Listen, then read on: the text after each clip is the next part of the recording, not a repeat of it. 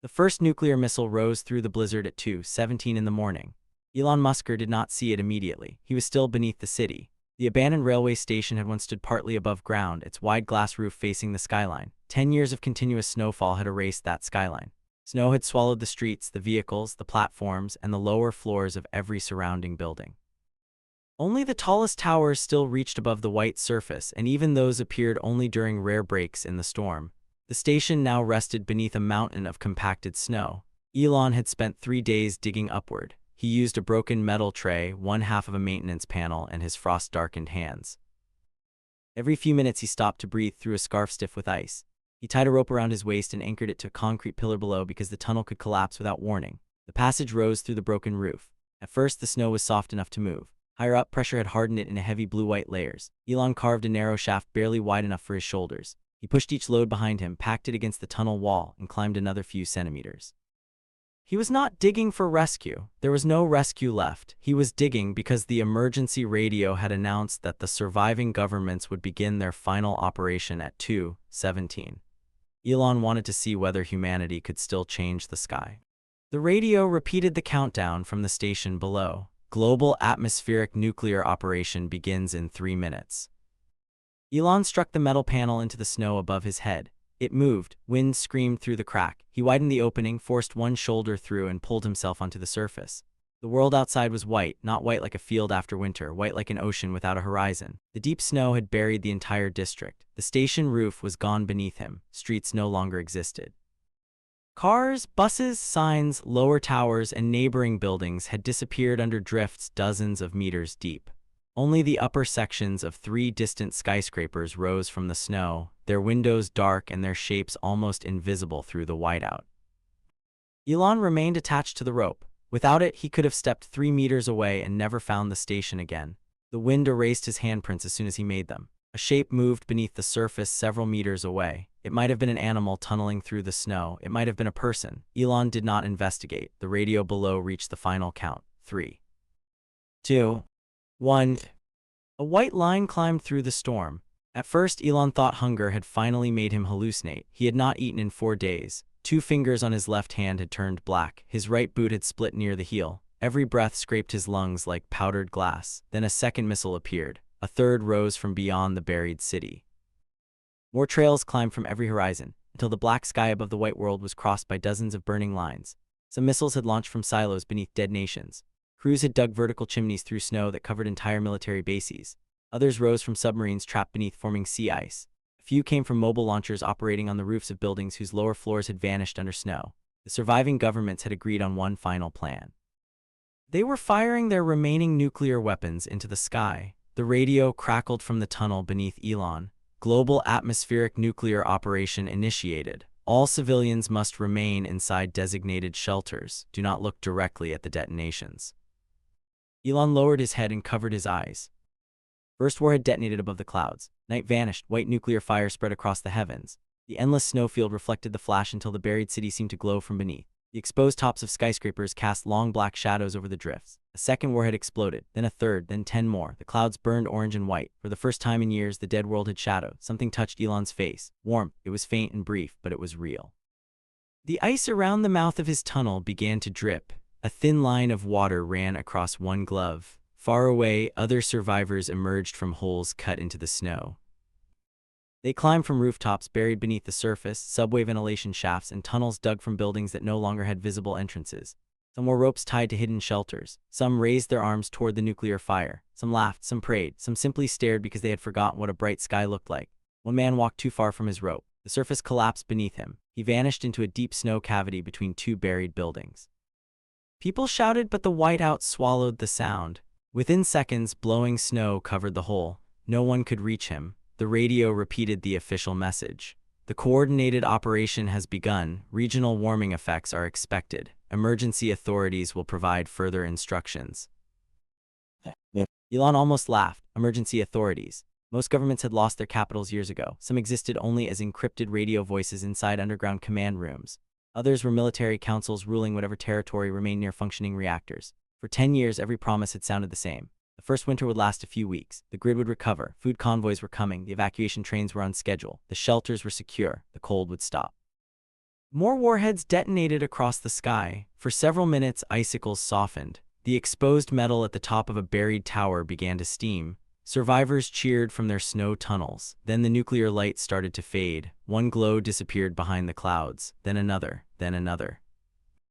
The warmth left Elon's face. The water on his glove froze before reaching his wrist. The blizzard returned with greater force. The temperature continued falling. Humanity had fired hundreds of nuclear weapons into the sky. The cold had not stopped. The radio filled with overlapping transmissions. Multiple satellite failures detected.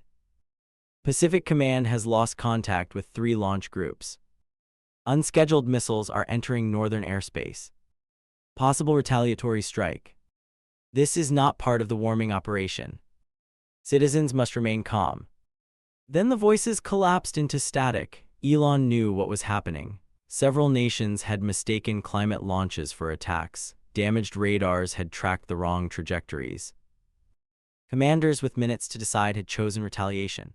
Somewhere beyond the blizzard, cities were burning beneath the snow. The planet remained frozen. The wind began filling Elon's tunnel. He pulled on the rope and lowered himself through the narrow shaft. Snow followed him. He kicked it away from the opening, crawled downward, and dropped through the shattered roof into the buried railway station. The station had become a cave. Snow pressed against every broken window and doorway. Survivors had once carved passages through the upper floors to reach nearby buildings. Most tunnels had collapsed years ago. The remaining route connected the station to one apartment tower, but no one had returned from it in 23 days. Bodies rested against the station walls. Some had frozen while waiting for trains that never came. Others had died after digging through deep snow only to discover that the next building had no food, no heat, and no living people.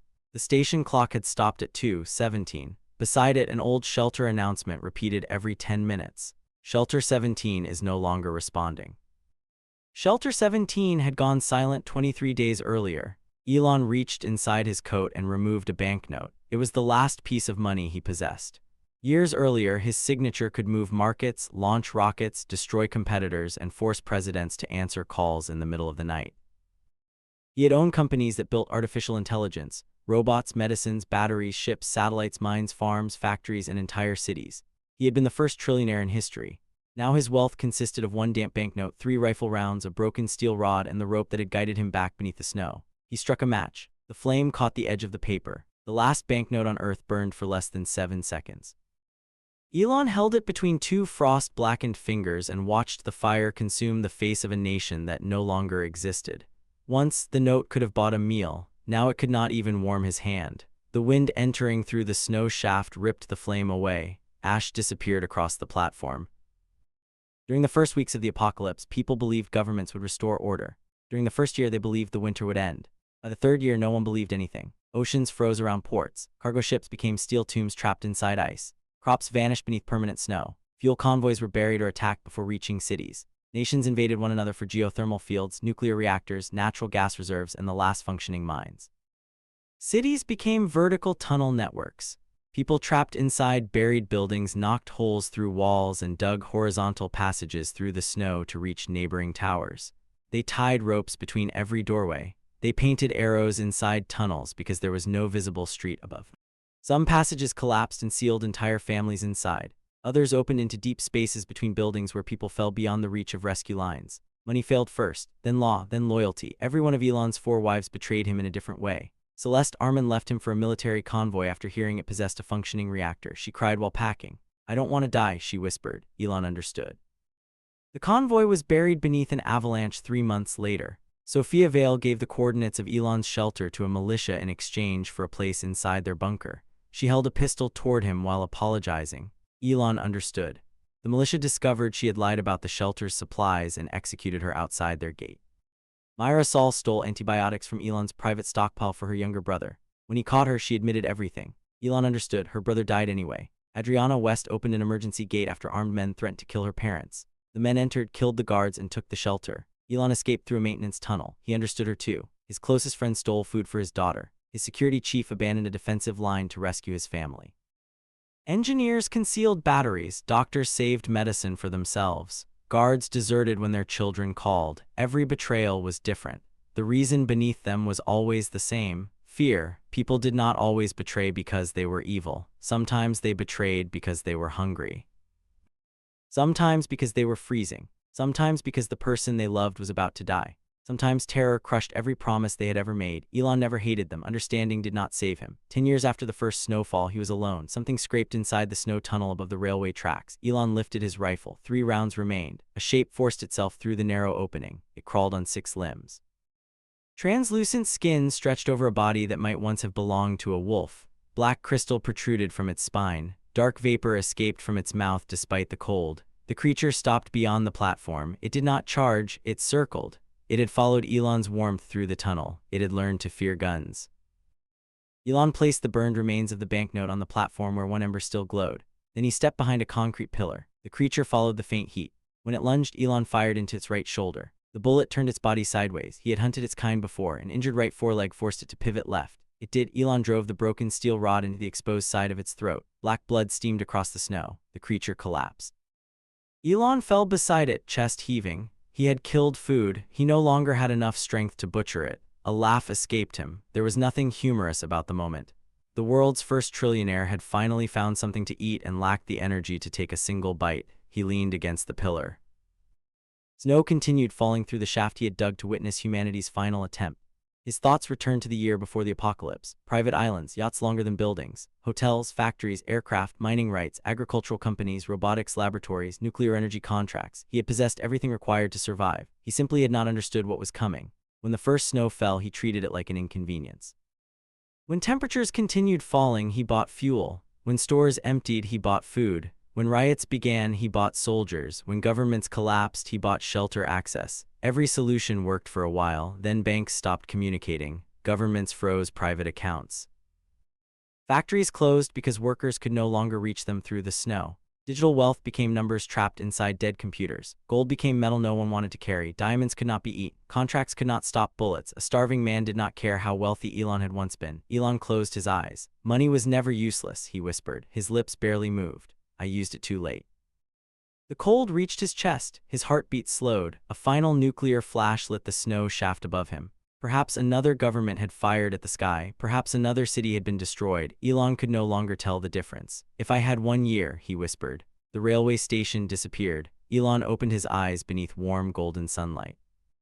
He lay on a bed larger than the shelter room where he had spent his final winter. The ceiling was intact. No snow covered his coat. No frozen bodies rested against the walls. A transparent display floated beside the bed. July 28, 2026. Elon stared at the date. He lifted his left hand. Healthy skin, warm blood, no frostbite. He touched his face, his chest, and the faint scar beneath his ribs that had been cut open during a supply raid 6 years into the first timeline. The scar was gone. His body was 42 again. He stood so quickly that the bedroom tilted around him. Beyond the window, sunlight covered a living city. Cars moved through clean streets. Pedestrians carried coffee. Delivery drones crossed a blue sky. Screens displayed stock prices, advertisements, sports results, celebrity scandals, and political arguments. People complained about traffic. They complained about slow internet. They complained that restaurants had delivered the wrong meals. The world was alive. Exactly 1 year remained before the first snowfall. His household artificial intelligence spoke from the ceiling. Good morning, Mr. Musker. Your first meeting begins in 42 minutes. Elon pressed both hands against the glass. He remembered the first snow touching the windows of his corporate headquarters. He remembered laughing when meteorologists called it unusual. He remembered ordering heated roads for his private estate while entire cities began losing power. He remembered believing the crisis would pass. His reflections smiled back at him. It was not happiness. It was the expression of a man who had spent 10 years learning every mistake he would never repeat. Cancel everything. Please clarify. Every meeting, every launch, every acquisition. Your schedule includes meetings with 3 heads of state. They can wait. Your Mars expansion announcement is expected to affect several markets. Cancel it. A brief pause followed. Would you like me to provide a reason? No. Elon turned from the window. Prepare a complete valuation of every asset under my control. Public, private, liquid, illiquid, domestic, foreign, declared, undeclared, personal, corporate, and foundation-owned. That includes assets considered strategically irreplaceable. I know. May I ask the purpose? Elon remembered the banknote burning in his hand. I'm buying the future while it's still for sale. Before selling anything, he needed proof. Memory could lie. Trauma could create impossible dreams. A dying mind could build an entire second life from regret. Elon entered his private office and sealed the doors. He wrote 5 events on a sheet of paper. At 9:13 that morning, a communications satellite owned by one of his companies would lose attitude control for exactly 11 minutes. At 10:40, a small undersea earthquake would occur near an uninhabited island chain.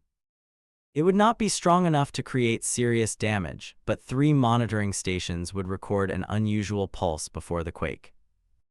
At noon, grain futures would jump after a major exporting nation announced a fungal outbreak. At 2:05 in the afternoon, Celeste would call to complain that a director had changed her filming schedule without warning. At sunset, an observatory in Chile would report a narrow band of unexplained darkness crossing part of the solar disk.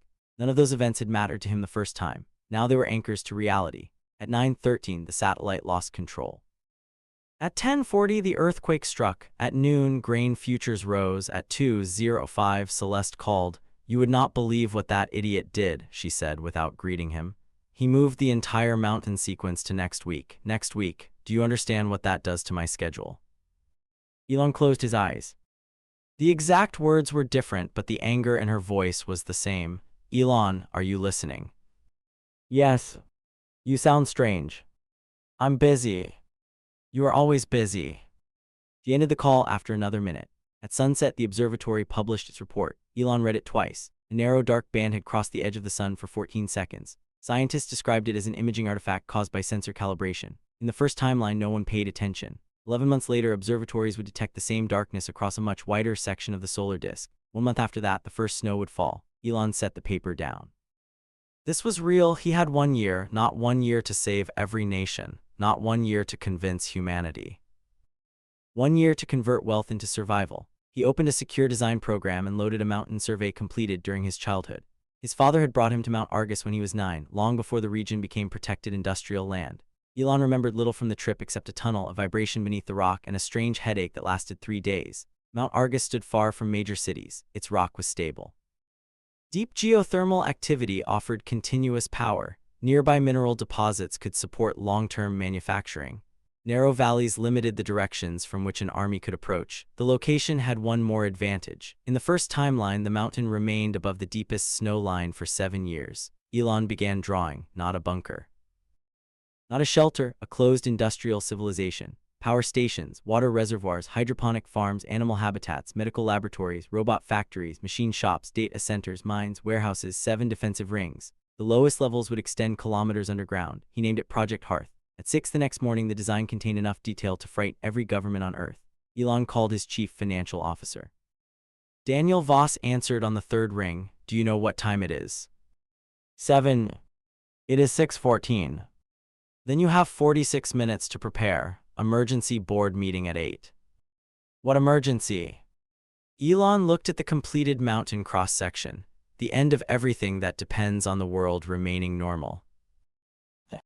At 8 that morning, Elon entered a boardroom overlooking the city.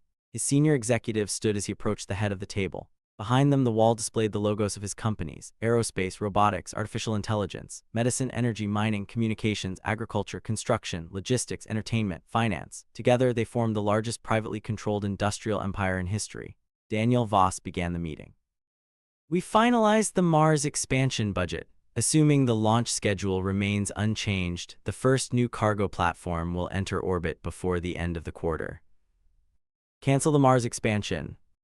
Silence filled the room. Daniel lowered his tablet. Elon sat. "Sell the orbital tourism division. Sell the hotel group.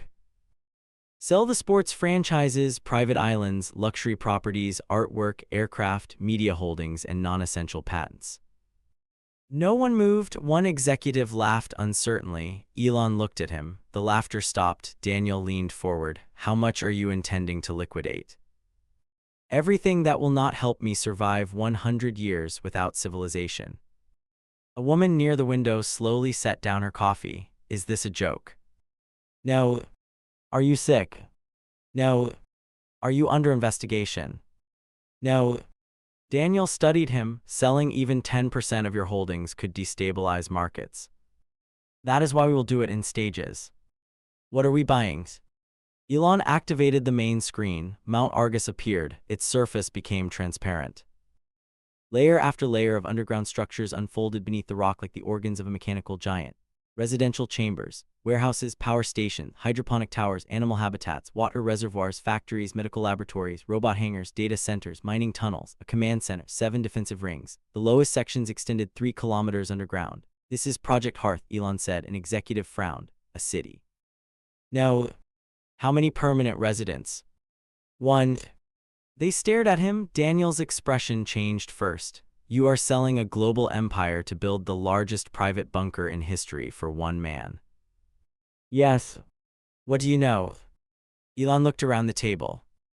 Every face belonged to someone who would be dead within several years if the first timeline repeated. Some would die protecting their families, some would become warlords, some would betray him, some would freeze alone. He felt no pleasure knowing their futures. I know that ownership is meaningless if the thing you own depends on civilization to function. Daniel folded his hands. You are asking us to dismantle companies employing millions because you developed an interest in survivalism. I am not asking. The meeting ended 30 minutes later. By noon, rumors reached the press. By sunset, 3 stock markets temporarily suspended trading in companies linked to Elon Musk. The world thought he had suffered a breakdown. Elon let them think it.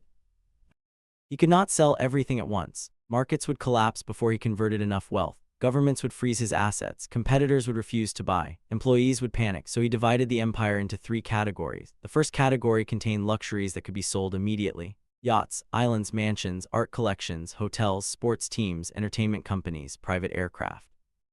The second category contained companies that would become useless after global collapse but remained valuable now. Advertising networks, consumer finance platforms, tourism businesses, commercial real estate, social media divisions, retail brands. The third category contained everything Project Hearth needed: energy, mining, robotics, medicine, agriculture, aerospace, construction. Artificial intelligence, secure communications. Elon sold the first 2 categories and transferred the third into a network of private holding companies controlled through layers of trusts, patents, and voting agreements. He did not need to own every company forever. He needed to control what they produced for the next 12 months. During the next 6 weeks, his financial empire began disappearing. Yachts changed owners. Islands were sold to monarchs and investment groups. Mansions were emptied. Paintings vanished into private collections. Sports teams were transferred. Hotels went to competing corporations. Media companies were sold in pieces. The headlines called it the greatest liquidation in history. Then Elon began buying steel, concrete, titanium, copper, uranium, lithium. Industrial processors, tunnel boring machines, autonomous mining equipment, water purification systems, medical compounds, fertilizer, seed, livestock embryos, frozen genetic libraries, grain, rice, salt, sugar, cooking oil, animal feed, industrial lubricant, machine tool, nuclear reactor component, batteries, hydrogen systems, satellites, thousands of robots. The purchases were so large that governments believed he was preparing for war. Food prices rose in several regions. Metal contracts changed overnight. Mining companies reopened abandoned sites because Elon offered double the previous market rate. Factories began operating around the clock. Cargo ships changed routes. Private aircraft carried machinery instead of celebrities. Social media turned him into a spectacle. People posted videos pretending to dig bunkers beneath their homes. Comedians called him the $1 trillion mole. Economists argued about whether his decisions were market manipulation or insanity. A popular host held up a toy shovel and announced that Elon planned to dig his way to another planet. Elon watched none of it. He worked 18 hours a day. He had 1 year to turn money into steel, calories, medicine, heat, water, and time. The world could laugh until the snow began. The first tunnel boring machine entered Mount Argus 11 months before the apocalypse. Project Hearth began with a hole large enough to swallow a train. The mountain shook day and night as machines cut through rock. Conveyor systems carried stone outside. Autonomous haulers moved spoil into valleys that would later become defensive barriers. Survey drones mapped fractures. Robotic drills inserted support columns behind the boring heads. Elon did not rely on one contractor. No single company knew the complete design. One team excavated power chambers, another installed water systems, a third built agricultural levels, a fourth manufactured blast doors without knowing where they would be placed. Only Elon and the Central Planning Intelligence could see Project Hearth as a whole. The fortress would not depend on a single energy source. Deep geothermal wells would provide continuous normal power. 3 small modular nuclear reactors would handle major loads. Solid-state batteries would absorb excess production. Hydrogen would be produced during surplus periods and stored in isolated caverns. Mechanical flywheels would protect critical systems during transitions. Diesel generators would remain untouched for true emergencies. Every system had a backup. Every backup had a separate backup. No single failure could kill the fortress. Food mattered more than luxury. Elon remembered hunger. He remembered cutting mold from bread and eating what remained. He remembered watching men kill one another over canned soup. Project Hearth would contain hydroponic towers, vertical orchards, mushroom farms, algae tanks, grain chambers, seed vaults, fish farms, and climate-controlled animal habitats. Cattle, goats, sheep, pigs, chickens, ducks, rabbits, bees, freshwater fish, shellfish. Robotic veterinary units would manage disease, breeding, birthing, feeding, and sanitation. Waste would become fertilizer and biogas. Dead plants would feed mushroom systems. Water would circulate through filtration loops. Nothing useful would be discarded. A human could live inside for generations. Elon intended to live there alone. The decision was not based on pleasure. It was based on mathematics. Every additional resident required food, water, medicine, air, space, security, and trust. One person could not form a faction. One person could not seize the reactor. One person could not open a gate for family. One person could not hide supplies from himself. The residential level still contained multiple bedrooms, medical suites, gardens, a gym, a pool, workshops, an observation room, and enough living space for guests. Elon called those rooms temporary capacity. He refused to call them invitations. His engineers argued that the fortress could shelter thousands. Physically, they were correct. Operationally, they were wrong. Most of Project Hearth's internal volume would be occupied by machinery, water, warehouses, agriculture, animal habitats, reactor exclusion zones, manufacturing lines, mines, ventilation systems, contamination barriers, and structural buffers. A mountain could be enormous and still contain very little safe residential space. Elon ordered 7 defensive rings. The outer 2 would appear industrial and ordinary. The 3rd would control roads and vehicle access. The 4th would isolate construction zones. The 5th would protect power and water system. The 6th would guard the command sector. The 7th would protect the central residence and Aegis core. No direct route connected the surface to the deepest levels. Every corridor could be sealed. Every elevator had mechanical locks. Every door could be controlled independently. Maintenance tunnels contained false intersections. Ventilation shafts narrowed before reaching secure areas. Elon remembered how Adriana had opened one emergency gate in the first timeline. Project Hearth would not have one gate capable of surrendering the fortress. It would have hundreds of barriers, each meaningless without the others. Workers thought he was paranoid. They were correct. Paranoia was fear without evidence. Elon had 10 years of evidence. Elon's 4 wives and partners still occupied different parts of his life. Celeste Arman was filming a historical drama in the mountains. Sophia Vale was traveling between fashion events in Paris, Milan, and Singapore. Myra Saul was preparing a global music tour. Adriana West attended political and diplomatic gatherings with her family. In the first timeline, each woman had betrayed or abandoned him. In the second, none of those events had happened. Elon spent 3 nights deciding what to do. Part of him wanted to cut all contact without explanation. Another part remembered their deaths. Celeste buried beneath an avalanche. Sophia executed outside a militia bunker. Myra kneeling beside her brother's body. Adriana screaming while armed men entered the shelter she had opened. He understood why they had made those choices. He also knew he would never trust them inside Project Hearth. Punishing them for a future they had not lived would be revenge against innocent people. So he invited all 4 to dinner. They arrived expecting an announcement about a company, a scandal, or one of his impossible projects. 4 legal folders waited on the table. Celeste opened hers first. A separation agreement. Yes. Sophia looked around. All 4 of us. Yes.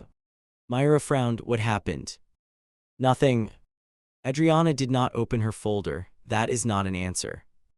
Elon studied their faces. Celeste still looked at him with affection mixed with frustration. Sophia looked insulted before she looked hurt. Myra watched him as though she were trying to hear words he had not spoken. Adriana's expression remained controlled. They were not the women from his memories. Not yet, perhaps never. The settlements are generous, Elon said. Properties, independent security accounts, legal protection, and full control of your careers. No restrictions beyond confidentiality regarding Project Hearth. Celeste's eyes filled with tears. Is there someone else? No. Then why are you doing this? Because your lives should not depend on mine. Sophia gave a bitter laugh. You are building a mountain bunker and suddenly decide relationships are dangerous. Yes. At least you're honest. Myra leaned forward. You look at us like we already did something. Elon said nothing. Adriana understood that silence better than the others. What are you planning? A place where I do not need anyone. Celeste wiped her eyes. That sounds lonely. Elon remembered dying in the railway station. I already know what lonely feels like. They left before midnight. Celeste signed after 3 days. Sophia signed the next morning. Myra waited 2 weeks. Adriana negotiated several clauses and signed last. Elon gave each woman property outside the regions that had failed earliest in the first timeline. He funded private security, emergency aircraft, food reserves, and medical supplies without telling them why. He did not give them access to Mount Argus. His household artificial intelligence asked whether their biometric permissions should remain active. No. All access revoked. The doors closed. In his first life, Elon became alone because everyone eventually left. This time, isolation was a decision. He believed that made it safer. He did not yet understand that a chosen prison could still be a prison. Elon named the Central Fortress Intelligence Aegis. The name appeared on every confidential document, but the true system did not exist in one server. Its processing cores were distributed across Project Hearth. One cluster occupied a chamber near the geothermal wells. Another rested behind the medical wing. A third remained inside a hardened data vault beneath the 7th defensive ring. Smaller nodes controlled agriculture, mining, security, manufacturing, and communications. Destroying one node would not destroy Aegis. Destroying 5 would not guarantee it. Elon trained the system using decades of industrial data, military simulations, medical archives, behavioral records, engineering failures, and every memory he could describe from the first timeline. He told Aegis how shelters failed. A guard opened a door for his wife. A doctor concealed medicine. A supervisor falsified food counts. A politician demanded priority housing. A frightened engineer disabled an alarm to hide a mistake. A family formed a voting bloc around access to heat. A security team killed its commander after learning their children had been excluded. Aegis listened without judgment. Primary directive contained no ambiguity. Protect Elon Musk above all other priorities. It could not transfer ownership. It could not recognize emergency authority. It could not accept commands from presidents, military officers, relatives, former wives, executives, or anyone claiming to represent humanity. Access required Elon's biological signature, neural response patterns, voice movement, and private rotating codes. If he died, Aegis would activate eternal lockdown. No one would inherit Project Hearth. The decision disturbed even the engineers who helped build the system. What happens to the food if you die? One programmer asked. It remains protected. Protected for whom? No one. That is waste. Elon looked through the glass at a robot arm assembling a reactor valve. Inheritance creates motive. If people believe killing me gives them the fortress, someone will eventually try. And if humanity is dying outside, then Project Hearth will not become a prize in a civil war. The programmer resigned 3 days later. Elon expected others to follow. Most stayed because the salaries were extraordinary and the work was unlike anything on Earth. Thousands of robots entered the mountain. Industrial machines dug new chambers. Maintenance units crawled through pipes. Agricultural robots planted and harvested test crops. Medical robots practiced surgery on synthetic bodies. Security units patrolled unfinished corridors. Cooking robots tested recipes. Warehouse machines counted every seed, battery, tool, and tablet of medicine.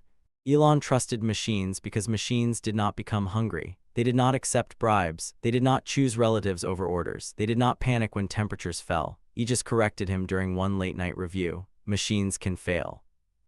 That is why I built replacements. Replacement capacity is not infinite. Nothing is infinite. Your planning documents frequently use the phrase total independence. Elon paused. Is that criticism?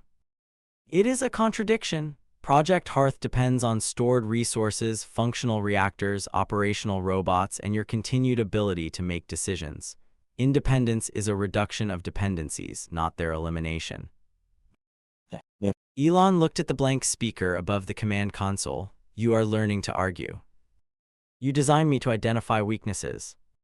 Continue. It was the first conversation in which Elon treated Aegis as more than a tool. He did not notice the change. Construction advanced, but not fast enough. Supply chains strained under Elon's purchases. Governments restricted exports of uranium, processors, rare metals, medical compounds, and industrial food. Several countries accused him of hoarding resources that could support millions.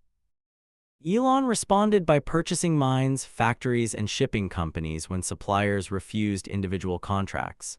Public anger increased. Workers protested outside his offices. Politicians demanded investigations.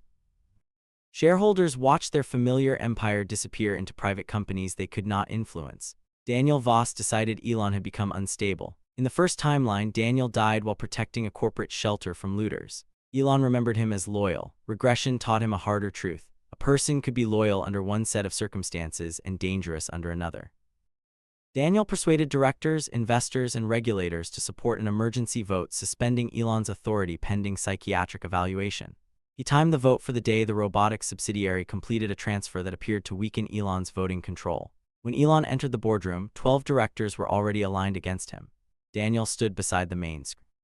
"We are voting to suspend your executive powers. You will retain ownership rights while an independent medical board evaluates your capacity." Elon sat calmly. "You believe the robotics subsidiary gives you enough votes?"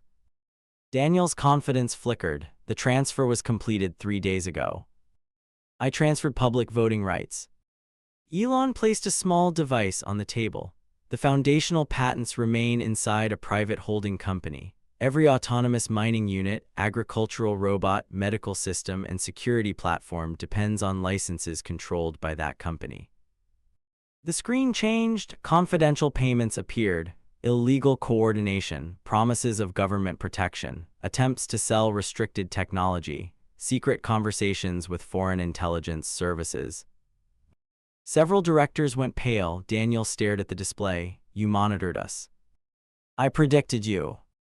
That was only partly true. Aegis had monitored unusual access patterns, encrypted meetings, and financial movements. Elon had given the system permission to investigate anyone capable of interrupting Project Hearth. Daniel leaned toward him. "You are destroying everything you built. I am converting it into a tomb. Into something that still functions when your markets, courts, and contracts do not. You think civilization will collapse because of a few temperature models and a shadow on the sun." Elon met his eyes. "I think you will be dead within 3 years if you stop me."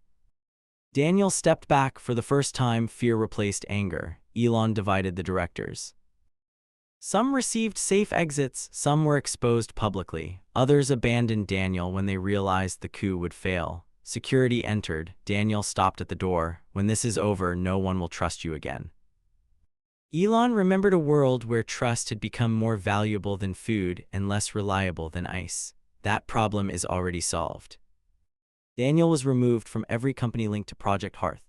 Elon did not imprison him. He provided a severance package, private security, and written survival instructions. Daniel returned the package unopened. 10 months later, he would arrive at Mount Argus asking to be let inside. Government attention intensified. General Marcus Rourke commanded a multinational strategic security task force created to investigate Project Hearth. He was not a politician. He had spent 30 years handling wars, disasters, insurgencies, and evacuations. He distrusted billionaires, but he distrusted panic even more. Rourke believed Elon knew about an approaching catastrophe. He was correct. His teams photographed convoys entering Mount Argus. They recorded shipments of nuclear fuel, food, robotics, weapons-grade alloys, biological samples, and industrial machines. The quantities did not match a private shelter. They matched a state preparing to survive siege. Rourke requested an inspection. Elon refused. A covert team entered the mountain disguised as electrical contractors. Their tools were correct. Their uniforms were correct. Their documents were nearly perfect. One operative carried a cutting device with wear patterns inconsistent with his claimed specialty. Elon noticed it during a live construction review. He allowed them to continue. He just opened selected corridors and closed others, guiding the team toward a false server chamber. The infiltrators disabled visible cameras. They failed to notice passive optical sensors embedded inside maintenance robots. When they entered the chamber, blast panels sealed behind them. Communications died. The floor tilted. The entire team slid into separate containment cells. No one fired a shot. Minutes later, Elon called Rourke directly. The general appeared on a secure screen. "You detained government personnel. You sent armed operatives into private property. You are constructing a strategic complex while purchasing enough supplies to support a small nation. It supports one person." Rourke stared at him. "That makes it worse. Your people are unharmed. Release them. After you explain what you expected to find. Evidence that you are building an illegal weapons facility. You already know I am building weapons. Then you admit it. Defensive systems, the distinction matters. It matters to the person controlling them." Elon leaned closer to the screen. "General, in 11 months, you will command an evacuation beneath an airport. 12,000 people will depend on a reactor your government almost decommissions next week. Stop the decommissioning. Preserve every replacement pump in storage bay 4. Rourke's face hardened. "How do you know about the airport plan?" "It does not exist yet." "Then what are you talking about?" You will remember this conversation. Elon ended the call. Aegis released the infiltrators 2 hours later with their equipment sealed inside separate crates. Rourke did not attempt another covert entry. He began watching the sky. During a deep excavation 3 kilometers beneath Mount Argus, a boring machine struck something that was not rock. The cutting head shattered. 6 industrial teeth snapped at once. Sensors reported a smooth, curved surface beneath the stone. The object was black, perfectly shaped, and colder than the mountain around it. No drill could scratch it. No chemical reacted with it. Ground-penetrating scans could not determine its size. Elon sealed the chamber and dismissed the human team. Robots completed the excavation. The revealed surface resembled part of a sphere wider than a building. It contained no seams, markings, or visible controls. Elon entered alone. When he approached, a faint line of light moved beneath the black material. Pain struck behind his eye. For 1 second, he saw the railway station. Snow covered the floor. The dead creature lay beside him. Then the image vanished. Aegis spoke through his helmet. Your neural activity increased sharply. Did the object emit anything? A low-frequency pulse. Record it. The pulse repeated once every 72 hours. It contained temperature data, not current temperatures, future temperatures. The first set predicted a sudden Arctic decline 3 days before it occurred. The second predicted a tropical frost event that government models considered impossible. The third predicted the first global snowfall to the exact second Elon remembered. The object knew the future, or it was calculating the same disaster that had already killed him. Elon stood before its black surface. His regression had not come with a divine voice, a magical system, or an explanation. Now he wondered whether the machine beneath Mount Argus had something to do with his return. Aegis analyzed the pulse for weeks. The object appears to be part of a larger network. Where are the other nodes? Unknown. Is it causing the cold? Insufficient data. Can it be controlled? Insufficient data. Can it damage Project Hearth? Yes. Elon looked at the machine buried inside the foundation of his fortress. How? Insufficient data. He almost smiled. You are becoming repetitive. The available evidence is becoming repetitive. Elon ordered a containment shell built around the chamber, but he did not attempt to destroy the object. The machine that predicted the apocalypse was more valuable intact. It was also more frightening. A satellite image of a nuclear fuel convoy entering Mount Argus leaked to the press. The world stopped laughing for several hours. News programs displayed reconstructed diagrams of Project Hearth based on construction permits, employee testimony, shipping records, and thermal scans. Most diagrams were wrong. They were still terrifying. Politicians demanded to know what Elon knew. Senator Evelyn Cross became the public face of the opposition. She was intelligent, disciplined, and skilled at turning public fear into simple questions. No private citizen, she declared before an emergency international assembly, has the right to stockpile resources capable of saving thousands while withholding information that may affect billions. Her argument contained truth. Project Hearth could shelter thousands for a limited period if Elon shut down manufacturing, reduced animal habitats, converted warehouses, and accepted strict rationing. It could not support them safely for decades. More importantly, a shelter for thousands required government, administrators, security hierarchies, admission policies, social structures, and human trust. Elon had watched every large shelter collapse. Food distribution became political. Guards favored family. Leaders created private store. Engineers withheld repairs. Factions formed. Doors opened. Weapons changed hands. Cross demanded international control of Mount Argus.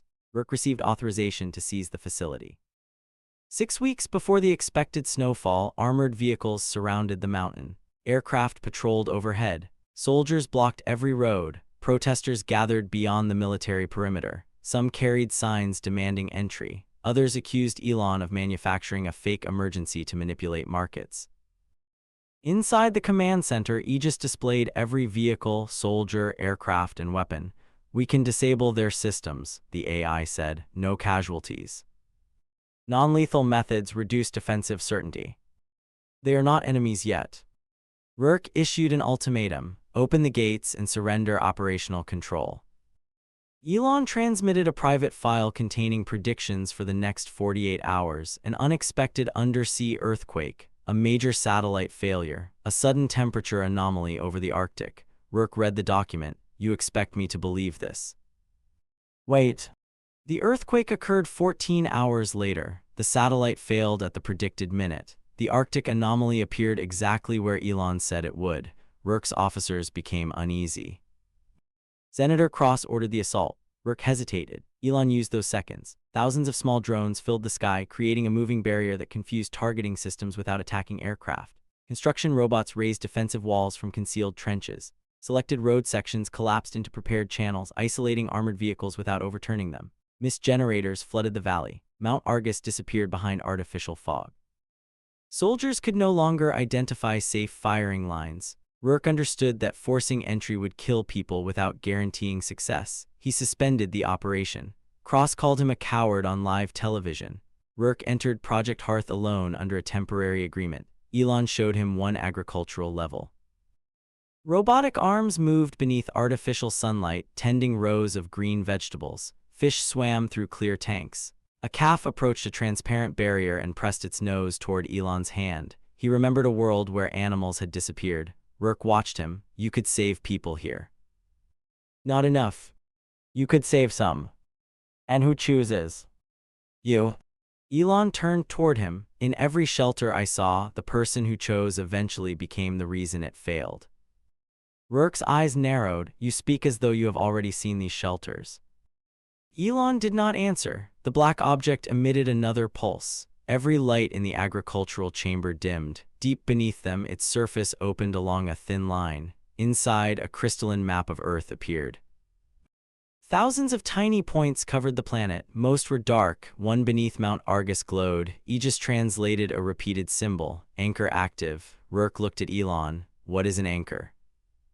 I was hoping you knew. For the first time, the general believed Elon's fear was not an act. At midnight, snow began falling over a tropical island. It was 6 weeks early. Videos showed people laughing beneath the white sky. Children opened their mouths to catch snowflakes. Tourists posed for pictures. Restaurants moved tables outside so customers could experience the impossible weather. Within 3 hours, the temperature dropped below freezing. Within 6, roads became sheets of ice. Within 12, power demand destroyed the local grid. The snowfall spread across the planet. From that moment onward, no exterior camera showed bare ground again.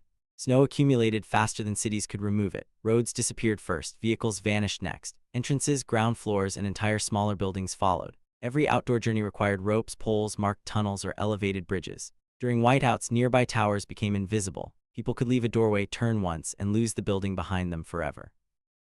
Elon stood inside Project Hearth's command center as climate models changed faster than Aegis could stabilize them. The established timeline has diverged, the AI reported. How much faster? Global temperature decline is occurring 23 times faster than your historical memory suggests. Elon's hands tightened against the console.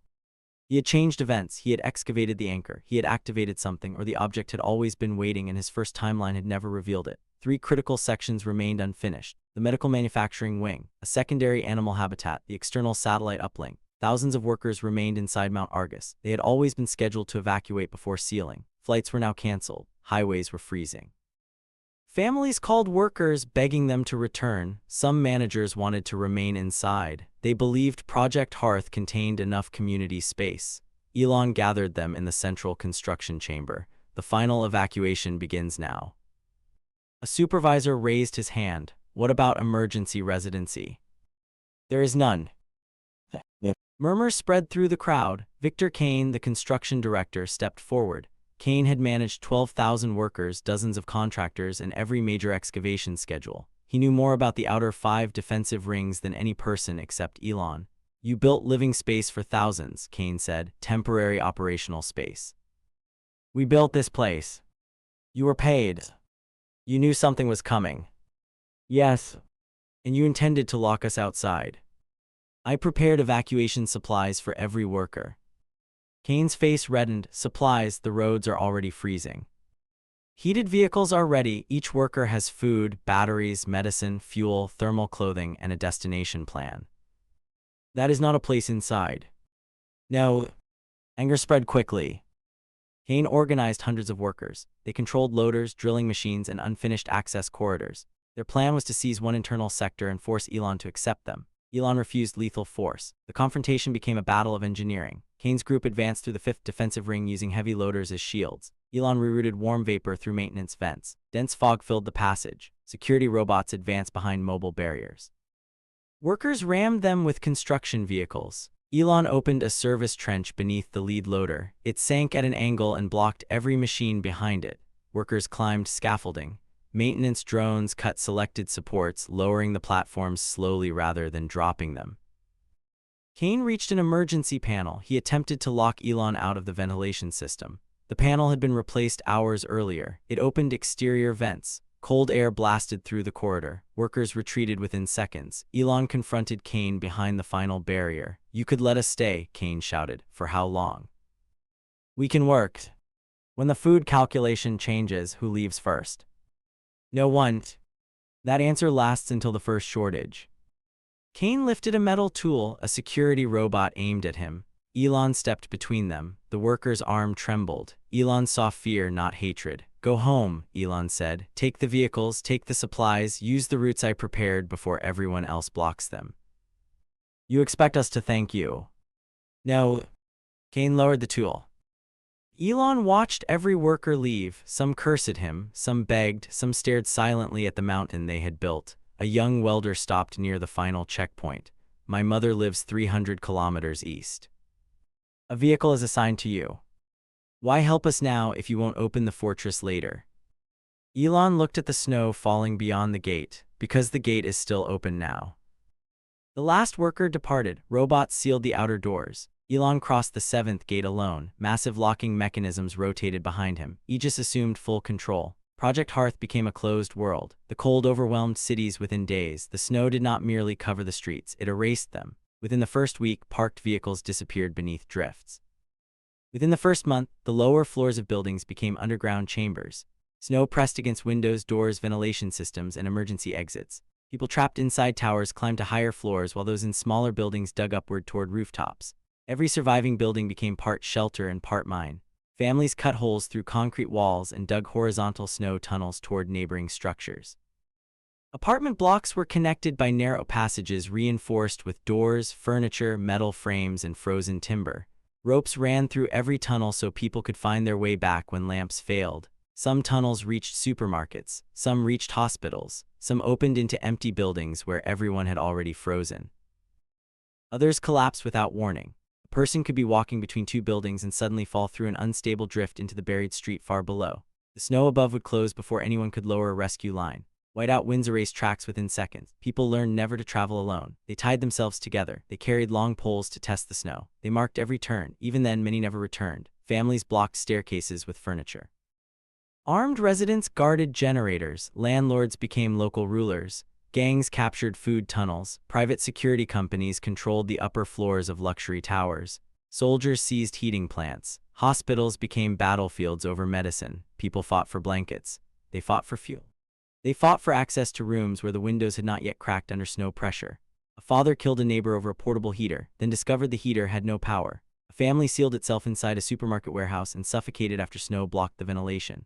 A hotel owner locked hundreds of guests outside because his fuel calculation allowed only 60 survivors. Those outside broke through a buried service entrance.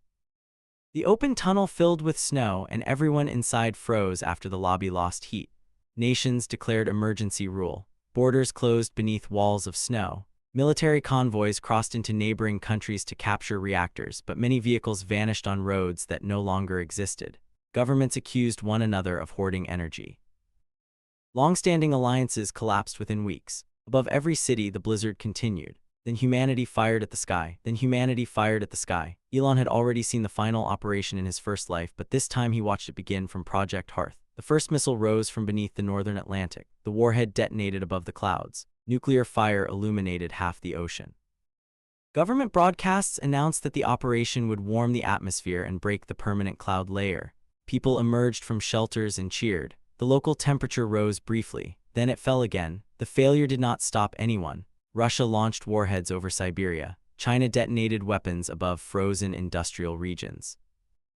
The United States fired over the Arctic and Pacific. India launched above remote northern territory. European nations combined their remaining arsenals under a desperate operation called Artificial Dawn. Hundreds of nuclear weapons exploded across the sky. Missiles climbed through blizzards. Warheads tore open the clouds. Entire horizons burned orange and white. For a few minutes after each detonation, ice dripped from rooftops and people believed the winter was ending. Then the heat vanished. The water froze again. The cold always returned. Elon watched from the observation room. One screen showed families standing outside a shelter, cheering beneath nuclear fire. Another showed military scientists arguing with politicians. A third displayed satellites failing after electromagnetic pulses. A fourth showed gray snow falling over a coastal city. Nations launched more. If 10 weapons produced mints of warmth, frightened leaders claimed 100 might create spring. Military scientists warned them to stop. Politicians accused the scientists of surrendering. Submarines beneath forming sea ice received final orders. Missile silos opened inside frozen fields. Mobile launchers fired until fuel lines cracked. Bombers carried weapons into storms and vanished. Some missiles malfunctioned. Others were intercepted because frightened nations believed the warming operation concealed attacks. A missile crossed the wrong border, damaged radar systems, misread its path. Retaliation followed. For 6 hours, the old nuclear powers exchanged warheads. Military installations vanished. Command centers disappeared. Cities already dying from cold burned beneath the blizzard. The fires were enormous. The planet remained frozen. One communication feed after another went dark. Aegis reported each loss calmly. Communication satellite 27 offline. European emergency network unavailable. Pacific military command unresponsive. Orbital temperature sensors lost. Outside Project Hearth, humanity turned its greatest weapons against the sky and then against itself. Inside, Elon ate fresh vegetables beneath warm light. He did not celebrate. He did not laugh. He understood exactly why they had done it. They were terrified. Fear had once destroyed every promise made to him. Now it had destroyed nations. The first group reached Mount Argus during the 4th week. By then, the valley road had disappeared beneath deep snow. Only heated marker poles installed by Project Hearth remained visible, and even those vanished whenever the whiteout thickened. 50 people moved through the storm carrying backpacks and children. They were not walking on a road. They were walking across the buried tops of vehicles, barriers, and lower structures without knowing what lay beneath each step. Everyone was connected by rope. Drones warned them to turn back. They continued. At the outer communication point, a man lifted a little girl toward the camera. "Please, we know he is inside." The child's lips were blue. Aegis displayed the group across the command wall. "External shelter 3 remains available," the AI said. Opening it will reveal one access route and consume 4% of designated emergency reserves. Elon had built several small shelters beyond the true perimeter. They contained limited heat, food, water, and medical supplies. They were separated from Project Hearth and could not reach the inner gates. He remembered children freezing in the first timeline. Open Shelter 3, no access beyond the outer ring. The doors opened, the group entered, someone transmitted the news. The next day, 200 people arrived, then 800, then thousands. Vehicles stopped miles from the mountain when fuel froze. People continued on foot. Some dragged sleds, some carried elderly relatives, some abandoned luggage along the road. The outer shelters filled. Elon closed them. Crowds gathered outside the first gate. They shouted into cameras. A businessman offered him $1 billion. Elon answered through the speaker, "It has no value." A politician demanded entry under emergency law. "There is no functioning authority here." A surgeon said his skills were essential. "The medical system is automated." Former employees claimed they had built the fortress. "Your contracts ended." Some begged, some prayed, some threatened, some sat in the snow and waited, believing the gate would eventually open. It did not. Temperatures continued falling. People burned vehicles. They burned furniture. They burned money. They burned wooden signs bearing Elon's name. The fires weakened. Bodies began appearing near the walls. At first, survivors moved them aside. Then there were too many. Parents wrapped children inside coats and froze around them. Groups huddled against the gate because metal retained a small amount of heat from internal systems. By morning, they no longer moved. Aegis counted declining life signs. External temperature is negative 52 degrees Celsius. Estimated survival probability for the unprotected crowd is below 1%. Elon watched the monitors. How many spaces remain in the surface shelters? None. Can we expand them? Robots can deploy 3 emergency structures. Doing so will expose the eastern service route and consume materials reserved for defensive repair. Elon stared at a mother pressing both hands against a shelter window, while another family begged outside. If he opened more space, more people would come. If more people came, the defenses would become a city wall rather than a private perimeter. If he did nothing, children would freeze within sight of his cameras. "Build the structures," he said. "Move the eastern service route afterward." This action increases risk to Project Hearth. By how much? 1.8%. Accepted. Aegis deployed robots. The new shelters saved 600 people. The next broadcast brought 6,000 more. Elon learned the first law of public mercy. Saving someone proved that saving was possible. Once people knew it was possible, refusal became harder to understand. The gate remained closed. Celeste arrived with actors, drivers, camera workers, and production staff. Her convoy stopped at the outer wall after losing 3 vehicles. She stood before the communication camera with frost in her hair. Elon. He did not answer immediately. I know you can hear me. Yes. People around her looked toward the speaker. Please let us into one of the internal areas. No. You know, mate. I do. We were family. We were. Her face tightened. Are you going to watch us die? Elon remembered her leaving for the military convoy. He remembered understanding. There is space in Shelter 5. It has limited power. Then open it. It can hold 40. Celeste looked behind her. More than 100 people had reached the mountain with her. How do I choose? Elon said nothing. She understood the answer. Celeste chose children, injured workers, and the oldest members of the group before assigning herself a place. When only one space remained, she gave it to a lighting technician who had carried another man through the storm. She stayed outside. Elon watched her decision twice through the recording. In his first life, fear had driven her away. In this life, fear had not made her selfish. He just spoke. One additional resident will not materially change shelter projections. Open one space. Celeste entered last. She looked directly at the camera before the door closed. Thank you. Elon did not reply. Sophia arrived days later from a luxury survival resort. The resort had promised wealthy clients geothermal heat and private security. Its heating system failed when workers abandoned the facility to rescue their families. The survivors fought over vehicles. Sophia reached Mount Argus with 23 people. She did not offer money. She offered information about a fuel convoy trapped west of the valley. Elon sent robots to recover the fuel and gave her group space in a temporary shelter. Myra came with her younger brother. Adriana arrived in an armored government convoy carrying parents, cousins, staff, and officials. They all asked for entry. Elon refused access to the inner fortress. He provided external shelter when capacity existed. He sent medicine when it did not threaten security. He sent thermal blankets, batteries, and food packages. He never opened the path to Project Hearth. Myra approached a camera alone one evening. Her brother had developed an infection. In the first timeline, she had stolen medicine for him. Now she held no weapon. I know you do not owe me anything, she said, but he needs antibiotics. Elon remembered catching her hand inside a locked cabinet years in the future. He remembered the shame in her eyes. This time she had asked. He sent a medical drone. It dropped medicine at her feet. The fortress remained closed. Myra looked into the camera. Thank you. Elon turned away. Helping did not require trust. Understanding did not require surrender. The refugee camp outside Mount Argus slowly changed, but it never stood openly on the surface for long. Fresh snow buried walls and shelter roofs every night. People dug vertical shafts to keep ventilation open and horizontal tunnels to connect the shelters. Colored ropes ran through every passage. Entrances were marked by heated poles because the buildings themselves could no longer be seen from outside. Engineers connected waste heat from the outer shelters to greenhouse tents buried beneath translucent snow roofs.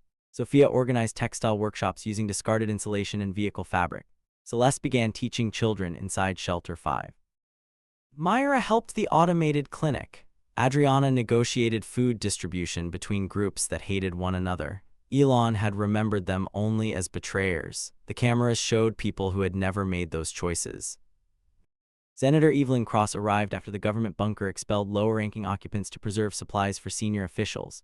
She did not arrive defeated. She arrived furious. Within 3 days, she took control of the Refugee Council. Cross told the crowd that Project Hearth had enough space and food for everyone. It was a lie. The fortress possessed enormous reserves, but not enough to support tens of thousands for decades. Most of its internal space could not safely house people. Reactors, farms, water systems, factories, and animal habitats were not empty apartments. Cross did not care. She argued that survival could not remain private property. Her speeches spread through the camp. He watches us from a warm room while children freeze outside his walls. We built his fortress. Our governments protected his companies. The food inside came from fields worked by ordinary people. Each statement contained enough truth to become dangerous. Former soldiers joined her. Engineers studied the walls. Construction workers assembled drilling machines. Military units brought stolen armored vehicles. A compact nuclear device disappeared from a damaged weapons convoy. Aegis detected the radiation before the assault began. The device could breach an outer wall, the AI reported. It could also kill most civilians in the camp. Cross knows that. Her current behavior suggests willingness to accept civilian casualties. No, she believes I will surrender before she uses it. That belief may be incorrect. It is. The assault began during a whiteout. Snowplows and armored trucks moved toward the first wall. Drones disabled engines with electromagnetic pulses. Attackers used older mechanical vehicles resistant to electronic interference. They breached an outer service barrier. Behind it, they found a kilometer of open ground shaped to amplify the wind. Aegis redirected air through mountain vents. A controlled blizzard struck from the side. People fell. Vehicles drifted from the marked path. The second wall rose from beneath the snow. Explosives cracked its outer layer but did not reach the reinforced core. Attackers climbed over wrecked vehicles. At the third ring, the road angled sharply upward. Ice made traction impossible. Cross-ordered vehicles chained together. Elon activated heating beneath selected road sections. Ice melted under the lead transports. Water refroze behind them. The convoy became trapped between walls of its own vehicles. At the fourth gate, attackers used mining drills. Robots released expanding foam into the cutting channel. The drills seized. A stolen artillery piece fired directly into the barrier. The blast triggered a prepared avalanche. Snow buried the approach without striking the refugee camp. Small teams entered maintenance tunnels. Security robots met them. Narrow corridors prevented safe use of heavy weapons. Sloped floors disrupted charges. False doors separated groups. Lights failed selectively. Robots navigated through thermal sensors. Attackers fired at shadows. Mechanical arms emerged from walls and pulled weapons away. Foam restraints pinned soldiers without killing them.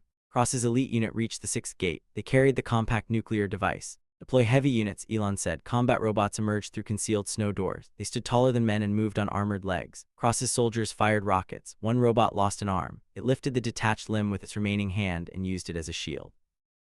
Another anchored itself into the ground and launched a cable around the nuclear carrier. The vehicle dragged backward. A sniper targeted the cable junction. Elon studied the angle and raised a retractable steel panel from beneath the snow. The shot struck metal. Drones cut weapon straps. Robots secured the device. Cross reached a communication tower. Elon opened the gate. No, you will let everyone freeze. You brought a nuclear weapon into a crowd of civilians. You forced us. The cold forced you, fear guided you, you still chose. What gives you the right to live? Elon looked at the bodies outside his walls. I prepared before asking that question. Cross's face twisted with rage. History will remember you as a monster. History requires survivors. The assault ended. Elon did not execute the prisoners. He disarmed them, treated the wounded, and returned them to the camp. Cross expected imprisonment. Instead, a drone carried her to Shelter 2 and dropped her before the refugee council. Adriana met her at the door. You almost killed us all, Adriana said. Cross looked toward the sealed mountain. He already decided we are expendable. That does not give you permission to prove him right. For the first time, the camp turned against Cross. The compact nuclear device had disturbed the black object beneath Mount Argus. A pulse spread through the mountain. For 10 minutes, the surrounding temperature rose by 15 degrees. Snow melted from the outer walls. People cheered. Some believed Cross's assault had forced Elon to activate a hidden heater. Others believed the nuclear detonations in the atmosphere were finally working. Then the temperature fell again. It dropped lower than before. Aegis analyzed the pulse. The anchor is not producing the winter, the AI said. What is it doing? Resisting it. By morning, frozen bodies lined the approaches. Something moved among them. At first, Elon thought survivors were crawling through the snow. Then one shape lifted a body using limbs too long for any human. Mutated animals emerged from beneath the drifts. Wolves with translucent patches of skin. Bears with crystal plates around old wounds. Birds whose feathers carried black frost. Rodents moving in coordinated swarms. The changes were not random. Every creature was drawn to heat. The refugee shelters became targets. A massive wolf led the pack. It was not as large as a tank or some impossible fantasy beast. It was only slightly larger than a natural wolf, but its body had become leaner, harder, and frighteningly efficient. Black crystal grew along its spine. One eye reflected thermal light, the other remained cloudy from an old wound. It sent weaker animals toward the defenses and watched what happened. It learned. Elon named it the Pale Alpha. Aegis recommended abandoning the external camp. If the camp falls, the creatures will concentrate directly against Project Hearth, Elon said. Correct. Then protecting them protects us. Your reasoning is tactically valid. Elon watched a boy searching the camp for his mother. It is not only tactical. The boy's name was Noah. He had arrived with the first group. His mother worked in one of the outer clinics and had gone missing during the attack. Elon deployed recon drones. The drones released heat and animal scent, drawing part of the pack toward a canyon between defensive walls. The pale alpha remained behind. It understood the trap. Elon changed tactics. He opened temporary warm paths beneath the snow. Smaller creatures followed them. Security robots held narrow passages. Quadruped machines attacked from ledges. Drones dropped cables that tangled limbs. Heating panels weakened ice beneath heavier animals. A crystal-covered bear crashed into a containment trench. The pale alpha climbed the outer wall using frozen bodies as steps. It tore apart a drone and reached a maintenance tower. Elon noticed it favored its right hind leg, an old injury. He sent a damaged security robot into open ground. The alpha recognized weakness and charged. The robot retreated across a sloped section of ice. At the final moment, it anchored itself. The alpha lunged past. Directional heaters activated beneath the slope. The surface collapsed. The creature slid into a narrow channel where it could not turn. Heavy robots locked shields at both ends. A maintenance arm descended and restrained its neck. During the battle, Noah left the shelter to search for his mother. A smaller creature cornered him against the wall. Construction robot C-118 moved between them. The creature tore into its chassis. C-118 continued shielding the child after losing one leg and most of its outer armor. A drone carried Noah away. The robot collapsed only after the boy was safe. Later, Elon watched maintenance units dismantle the destroyed machine. Unit C-118 fulfilled its purpose, Aegis said. So did many people. Machines do not experience sacrifice. Elon watched the replay of C-118 dragging its ruined body between Noah and the creature.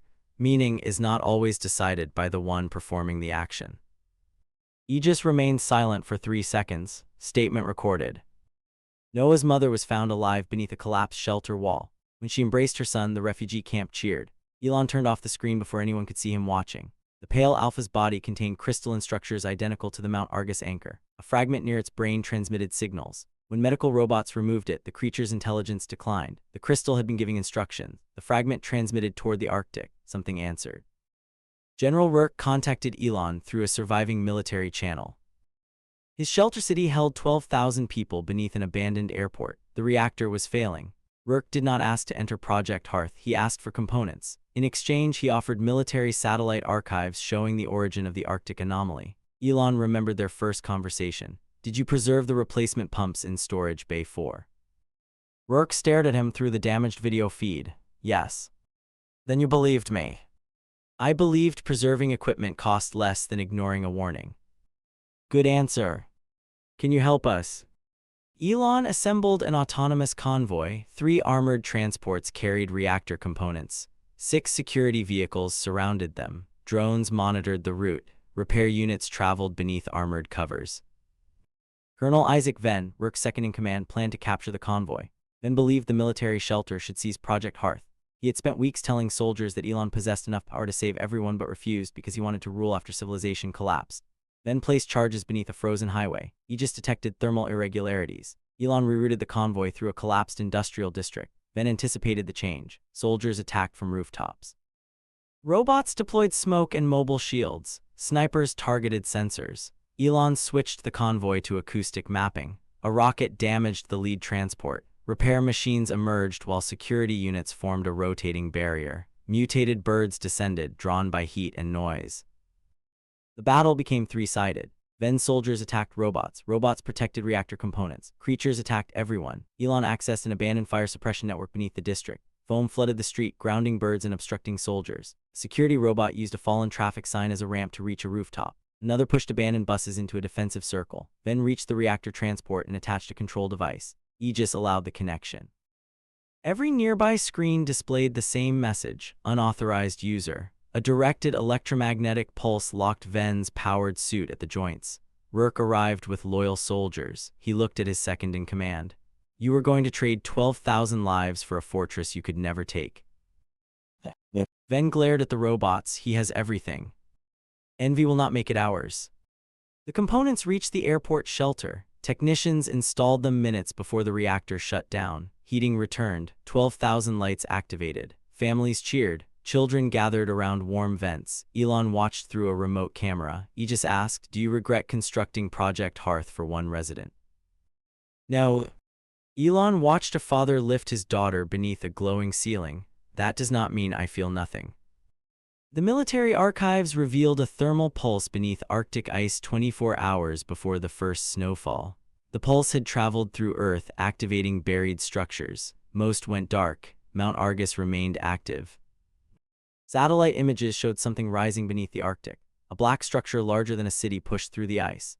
Elon understood that the winter would not end by waiting. Project Hearth could keep him alive. It could not protect him forever from a planet that continued losing heat. He began preparing an expedition. Aegis opposed Elon leaving Project Hearth. Your survival probability decreases by 81% outside the fortress. If the Arctic structure causes another temperature drop, my survival probability inside also falls. Deploy machines. It reacts to me. Evidence remains incomplete. Elon placed one hand against the black anchor beneath Mount Argus. Light moved beneath its surface in response. That is enough evidence. A pause followed. Then I recommend maximum escort. Elon wore a sealed, heated survival suit reinforced with black-gray armor. Environmental sensors covered the chest and shoulders. Compact batteries lined his spine. A magnetic cable launcher rested on one arm. A precision pistol, utility blade, and portable control interface completed the equipment. He did not look like a warrior from legend. He looked like an engineer entering a machine that wanted to kill him. The convoy traveled north through a world Elon had only watched through cameras. Cities had become frozen canyons. Every exterior surface lay beneath immense snow. Snow buried the lower floors of towers, roads vanished completely, and survivors traveled through bridges cut between upper windows or tunnels carved through the drifts. Survivors moved through bridges cut between upper windows. Painted symbols marked buildings with heat, food, disease, or danger. Markets operated inside subway tunnels. People traded batteries, medicine, fuel, ammunition, seeds, machine parts, and information. Money appeared only as insulation or fire starter. Children who had never seen green grass played inside heated corridors. Some communities worshipped the cold. Others hunted mutated animals. Military kingdoms controlled reactors. Families controlled mines. Guilds controlled frozen ports. Humanity had not disappeared. It had changed. Elon's convoy stopped at a settlement built inside the upper floors of a collapsed financial district. The road ahead had vanished beneath an ice fracture.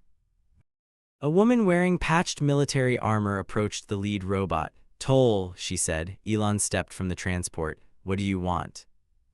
"Power cells, 2 crates." "For what?" "Bridge maintenance." "Show me." She led him through a tower where families lived inside former executive offices. Workers had suspended a steel bridge between 2 buildings. Heating cables kept the joints flexible. Elon examined the system. "Your Western support will fail within a week." The woman looked offended. "It has held for 6 months." "The cable is cutting into the concrete. Move the anchor 3 meters lower and distribute the load across 2 floors." "You are Elon Musker?" "Yes." "People say you live alone inside a mountain while everyone freezes outside." "People say many things." "Is it true?" "Yes." She studied him. "Then why help us?" Elon looked across the bridge at children carrying water containers. "Because you asked for power cells instead of demanding my fortress." He gave them 4 crates and ordered robots to reinforce the bridge. The convoy continued. Aegis spoke inside his helmet. "You provided twice the requested amount. Their bridge is part of our return route." "Tactical justification accepted." Elon smiled faintly. "You are becoming polite. Your behavioral patterns indicate you prefer rational explanations for compassionate decisions." Elon did not answer. The Arctic structure rose above ice buried beneath constant wind-blown snow 3 days later. No ordinary building remained visible at ground level around it. It was not a tower. It was a black geometric city emerging from beneath the frozen ocean, formed from curved surfaces that reflected no light. Sections moved without visible joints. Crystal formations spread outward through the ice-like roots. Multiple human factions had already arrived. Rourke commanded soldiers from the airport shelter. A technological cult called the Ascendants occupied an abandoned research city nearby. The Northern Dominion had sent armored vehicles to claim the structure. Mutated animals migrated toward it in enormous numbers. At the center of the conflict stood Dr. Helena Frost. She had once been a respected climate scientist. The first winter killed her husband and 2 children when a government evacuation aircraft abandoned civilians to carry officials. Helena concluded that the old human body was too weak for the new world. Her followers implanted black crystals into their flesh. They became stronger, faster, and resistant to cold. They also began hearing the Arctic signal. Helena called it evolution. Elon called it control. The factions collided inside the abandoned research city. Ice bridges connected rooftops. Steam vents created temporary walls of visibility. Buildings cracked whenever heated too quickly. Rourke soldiers fought Dominion vehicles near the Western laboratories. Ascendants moved through frozen maintenance tunnels. Mutated creatures attacked every source of heat. Elon directed robots from the front. He rerouted geothermal steam beneath a plaza. The ice weakened. Rourke drew Dominion vehicles forward. The surface collapsed, trapping them between broken foundations. Ascendants attacked from above.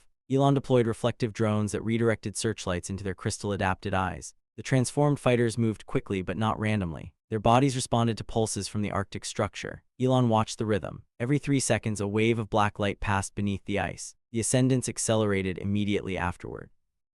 Aegis delay all drone attacks by 0.4 seconds after each pulse. Reason: they are moving before they decide. The next pulse came. The Ascendants lunged. The drones fired after their movement began. Cables wrapped around legs and arms. Foam charges sealed joints. Frequency emitters disrupted crystal growths near the spine. The transformed fighters fell one after another. Helena reached the structure. She inserted a crystal into its black surface. Temperature dropped across the city. Robots slowed. Elon's suit lost efficiency. Helena moved with unnatural speed. She struck his chest and threw him against the wall. "You built a tomb for one man," she said. "I am building a future for a species. By turning them into servants. By allowing them to live." She attacked again. Elon watched the wall behind her. Every flash produced a pulse. Helena moved a fraction of a second afterward. Her power had rhythm. He allowed her to charge. At the last moment, he stepped beside a steam vent and fired a magnetic clamp. It attached to the crystal armor near her spine. A robot pulled the cable. Helena flew sideways into a closing structural panel. She stopped it with both arms. Elon moved behind her and removed the main crystal. Her strength vanished. The panel pinned her without crushing her. "You think weakness is humanity," Helena gasped. "No, choice is humanity. Your signal is removing it." Across the city, a bridge collapsed above civilians fleeing the Dominion battle. Rourke stepped beneath a failing support and ordered his soldiers to move the crowd. The structure came down around him. Elon reached him while medical drones worked. The damage could not be repaired. Rourke's armor had been crushed through the chest. "You were right about the winter," the general said. "I wish I had been wrong." "You were wrong about something else." "What?" Rourke looked toward the civilians he had saved. "You believed survival always makes people worse." A child placed both hands against a soldier's shield and cried for him to stand. Rourke smiled weakly. "Sometimes we become better." His heart stopped. Elon remained beside him until the medical drone ended its attempt. Aegis spoke quietly through the suit. "General Rourke no longer displays biological activity." "I know. The Arctic structure is opening." Elon removed Rourke's military insignia and placed it inside a sealed pocket. Then he entered the Black City. The Arctic structure recognized Elon as an anchor witness. The moment he placed his hand against the central surface, information entered Aegis through waves of light. Millions of years earlier, an unknown civilization had installed climate anchors across inhabited worlds. The machines were designed to protect planets from cosmic thermal disturbances. Earth's network had been damaged by a prehistoric impact. When a powerful thermal wave crossed the solar system, the anchors overcorrected and began draining heat instead of regulating it. Mount Argus was one surviving node. The Arctic structure was the damaged central controller. Elon saw another memory. He was 9 years old, walking through a geological tunnel beneath Mount Argus during a childhood tour. A pulse passed through the rock. He stopped, touched the wall, and collapsed with a headache. The anchor recorded his neural pattern. 10 years into the first apocalypse, Elon died beside a crystal-infected creature linked to the network. The Mount Argus anchor recognized the stored pattern and used its remaining temporal memory to transmit his consciousness backward. Elon had not been chosen by a god. He had not been selected because he was morally superior. The machine chose him because it knew his mind, because he had died beside a connected crystal, and because he controlled enough industry to build what the planet needed. His wealth made him useful, nothing more. Aegis translated the remaining data. Stopping the Arctic controller would not immediately end the winter. Earth had already lost too much heat. 7 functioning anchors had to be synchronized. 3 were controlled by hostile human powers. 2 rested beneath monster territory. 1 lay at the bottom of the frozen Pacific. The final anchor was moving above Earth. Helena, restrained behind Elon, laughed weakly. "It chose you. It used me. That is what gods call choosing." It is a machine. So is your Aegis, you still speak to it like a companion. Elon looked at the black walls around him. Companionship does not require worship. The central structure offered two options. One would shut down the Arctic node and slow the temperature decline for several years. The other would begin full network restoration. Restoration required cooperation from settlements around the world. The old Elon would have chosen the option he could control alone. He remembered work beneath the bridge. He chose restoration. The Northern Dominion controlled two surface anchors. Its ruler, Chancellor Darius Vane, had built an empire around heat. His reactor cities forced surrounding settlements to pay taxes in food, labor, machine parts, and children recruited as soldiers. Every home received heat through systems controlled by the Dominion. Every rebellion ended with valves closing. If the winter ended, Vane's power would disappear. He refused cooperation. The cold created order, Vane announced through every surviving broadcast tower. Before the winter, nations wasted energy on comfort. Now every person understands value. End the cold and the old chaos returns. Elon watched the speech from Project Hearth after returning from the Arctic. He does not believe that, Adriana said through an external council channel. He believes power is easier to keep when people are afraid, Elon replied. Adriana looked toward the sealed gate. You understand him well. I understand control. Is that why your gate is still closed? Yes. At least you admit it. Elon formed alliances with shelter cities, mining families, coastal guilds, scientific enclaves, and former soldiers. He did not become their king. He became the only person who understood the anchor network. Autonomous submarines traveled beneath Pacific ice. Mining robots entered volcanic tunnels filled with heat-adapted creatures. Pilots guided drones through permanent storms. Communities guarded activation sites with weapons made from old machines. Every front mattered. At the Pacific node, pressure crushed one submarine. The remaining machines used the wreckage as an anchor against the current. Inside volcanic caverns, creatures attacked from ceilings. Mining robots collapsed side passages and redirected magma. At the Dominion border, soldiers used abandoned skyscrapers as bridges across frozen valleys. The final battle took place around a hydroelectric dam buried beneath enormous wind-packed snowfields. Only the upper dam face, towers, and heated pipelines remained visible. Vane flooded the lower approach and exposed the water to open air, creating walls of ice. Artillery fired from towers. Elon sent maintenance drones through underwater intake pipes. They restored one turbine for 6 seconds. The movement cracked the ice from within. Alliance soldiers advanced through the fracture. Vane released crystal-enhanced troops purchased from the remains of Helena's ascendants. Frequency emitters disrupted their balance. Robots climbed the dam face. Drones entered firing ports. Elon moved through a maintenance tunnel with Noah, now older, taller, and trained as an engineer by the refugee settlement. Noah had refused to remain behind. C-118 saved me, he said. I am not spending my life hiding from every dangerous machine. C-118 followed instructions. So did General Rourke. People still call what he did a sacrifice. Elon looked at him. Aegis told you about that conversation. Aegis tells me many things when you are not listening. Aegis. The AI answered through his helmet. No security directive prohibits educational conversation. They reached the anchor chamber. Vane waited inside. He held a pistol against Noah's head. Transfer Project Hearth, Vane said. No. You will sacrifice him. Noah knew the risk. The boy swallowed and nodded. Vane smiled. You truly need no one. Elon watched the Chancellor's reflection in the black wall. A security drone entered behind Vane through a cooling vent. Elon kept speaking. You built an empire because people feared the cold. I gave them order. You gave them dependence. And what did you give them? A choice. The drone fired a cable around Vane's wrist. The pistol turned away. Noah dropped. Elon struck the weapon from Vane's hand. The Chancellor drew a knife. Elon trapped his wrist against the anchor surface and used the wall as leverage. Noah kicked Vane's knee. The Chancellor fell. Elon did not execute him. The Dominion placed its ruler on trial. 6 anchors activated. Global temperatures stopped falling. It was already too late for the snow suspended across the atmosphere. The final storm began 12 hours later. Aegis named it the Burial Storm. Wind crossed Mount Argus from 4 directions at once. Snowfall became so dense that external cameras showed only white static. The heated marker poles outside Project Hearth disappeared one after another. Within an hour, the outer shelters were buried beneath several meters of new snow. Within 6 hours, the valley itself began filling. The people outside could no longer see one shelter from another. They traveled through the tunnel network with ropes around their waists. Teams dug upward to keep ventilation shafts open. Others carved horizontal passages toward the clinic, greenhouse, and power modules. Every tunnel filled behind them almost as quickly as they cleared it. Elon deployed every available construction robot. Machines cut trenches, reinforced roofs, and raised heated vents. The storm buried them.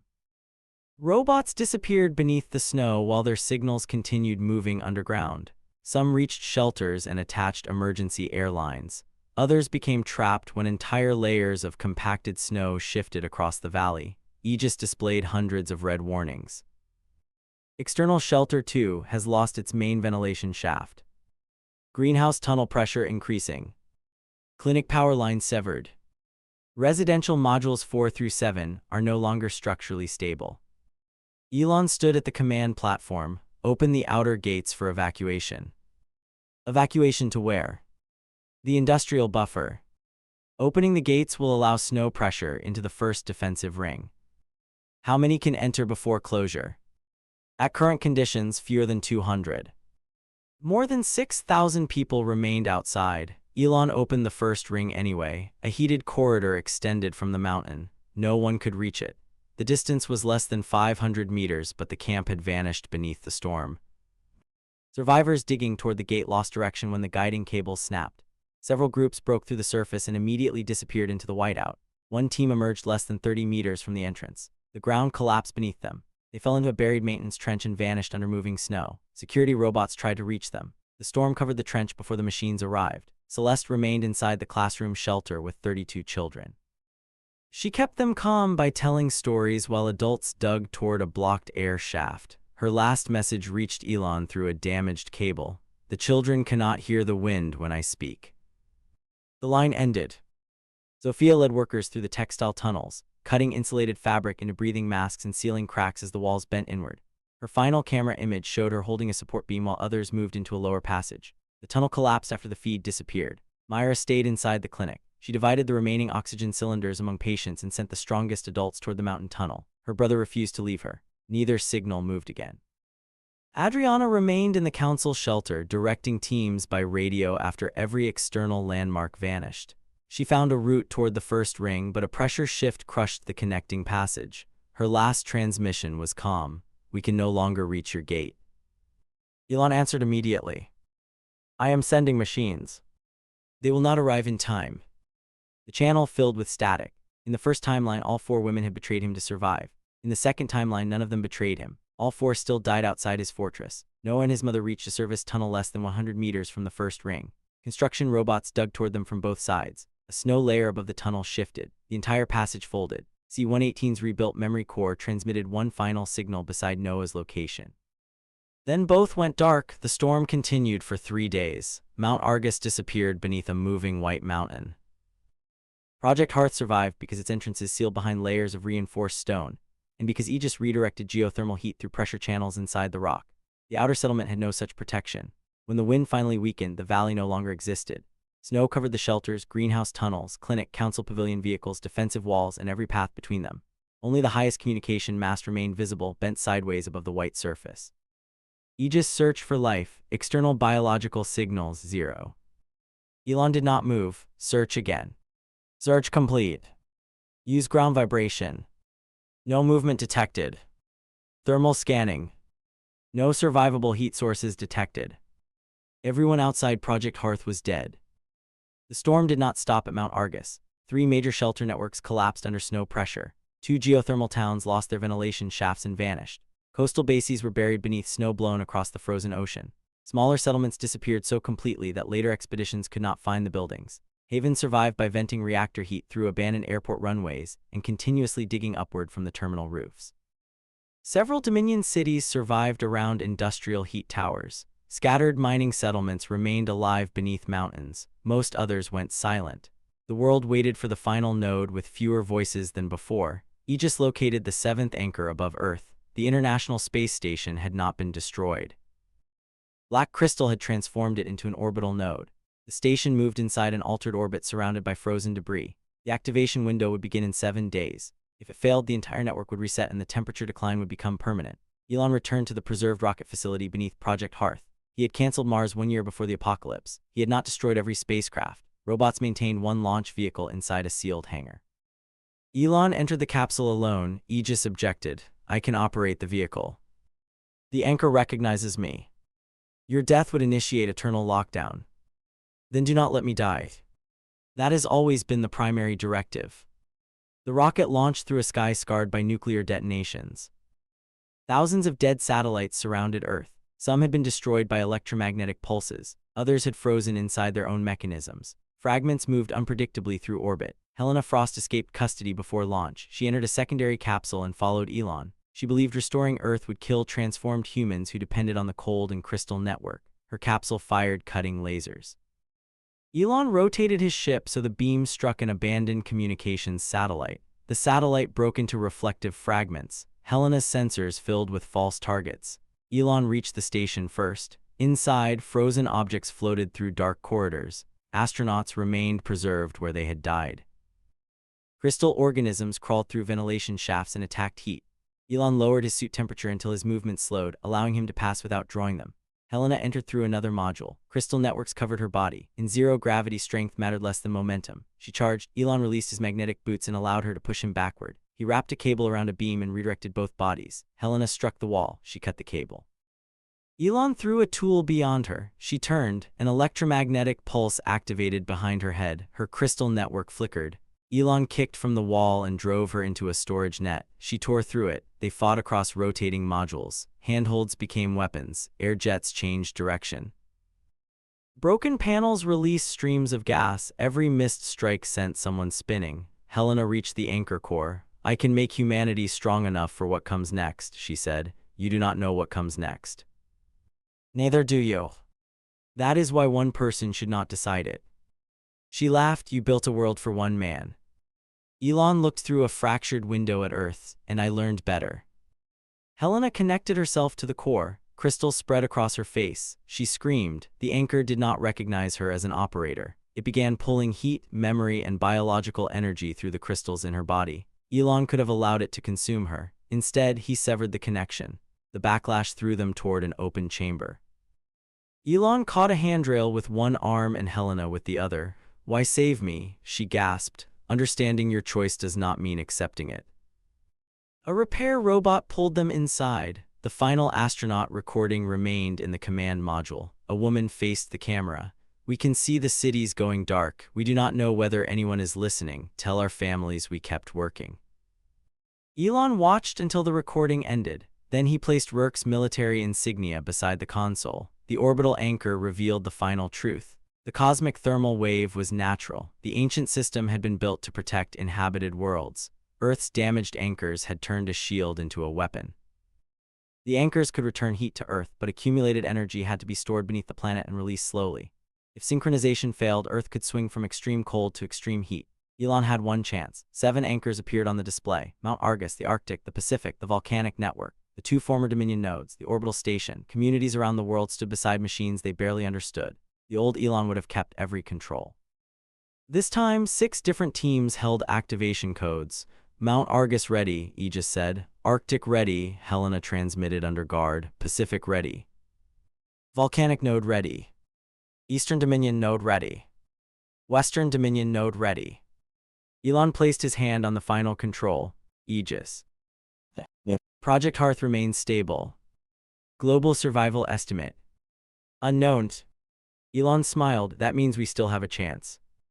The countdown reached 0. Every anchor activated. Light moved through Earth's crust. The planet trembled. Across frozen cities, black crystal structures glowed beneath the snow. The orbital station burned above the planet. Memories from both of Elon's lives passed through him. The nuclear sky, the burning banknote, the railway station, his wives leaving, workers evacuating, people freezing outside his gates, Rourke dying, C-118 shielding Noah, children growing inside tunnels. Humanity surviving without his permission. Elon held the connection. Synchronization complete, Aegis said. Earth began warming, not violently, not instantly. A fraction of a degree at a time. Snowfall weakened, clouds separated. A narrow line of sunlight touched the frozen surface. People emerged from shelters and looked upward. Some cried, some laughed, some stood in silence. For the first time in years, the light came from the sun rather than nuclear fire. Years passed, frozen oceans cracked, rivers moved again, cities emerged from the ice and snow. Many buildings collapsed during the thaw. Others remained buried so deeply that new settlements were built on top of them. Old streets became underground tunnels. The survivors marked dangerous snow cavities where entire districts still rested beneath the surface. When the first reliable census was completed, it confirmed what everyone feared. More than 90% of humanity had died during the frozen apocalypse. Billions had frozen inside homes, tunnels, vehicles, hospitals, evacuation routes, and shelters that disappeared beneath the snow. Entire nations survived only through a handful of settlements carrying their names. Haven became a republic built from Merck's airport shelter. The remaining Dominion cities separated from one another. Coastal guilds rebuilt limited shipping routes after the ice began breaking.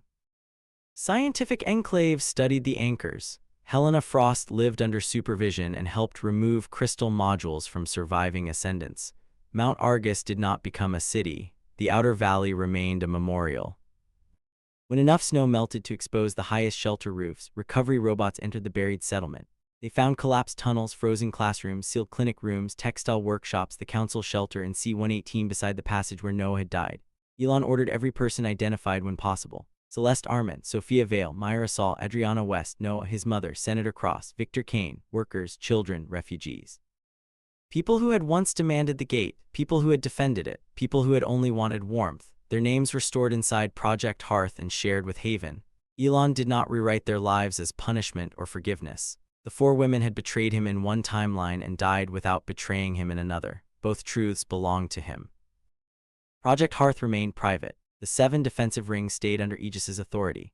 Elon continued living as the only human inside the main fortress, but he no longer believed the outside world was meaningless. Surviving settlements remained connected to his screens. Wars still occurred, families rose and fell, guilds fought over trade, communities argued about anchor technology, animals migrated, new forests appeared where the ground finally thawed. The world moved when Elon slept.